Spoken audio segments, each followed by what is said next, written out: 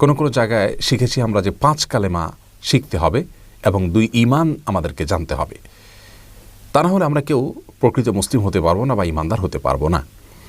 বাগদাদি কায়দা এবং বিভিন্ন রকমের দোয়ার বই, দোয়ার ভাণ্ডার, এরকম বিভিন্ন বই পুস্তকে এ ধরনের 4 কালেমা 5 কালেমার বিবরণ পাওয়া যায়, 2 ঈমানের বিবরণ পাওয়া যায়। কোরআন এবং হাদিসে আসলেই কি একজন মুসলিমকে এই 4 বা 5 কালেমা পাঠ করা, এই বাক্যগুলো উচ্চারণ করাকে আবশ্যক করা হয়েছে কিনা? এরকম বিষয় কিনা যে কোনো মুসলিম এই 5 কালেমা মুখে উচ্চারণ না করলে তিনি আর মুসলিম হতেই পারবেন না?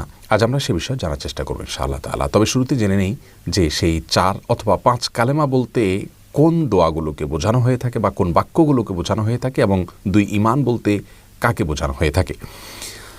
কালিমা বলতে বোঝানো হয়, প্রথম কালিমা বলতে কালিমা তয়্যিবাকে বোঝানো হয়, লা ইলাহা ইল্লাল্লাহ মুহাম্মাদুর রাসূলুল্লাহ, এটি। আর কালিমা শাহাদা বলতে বোঝানো হয় আশহাদু আল্লা ইলাহা ইল্লাল্লাহ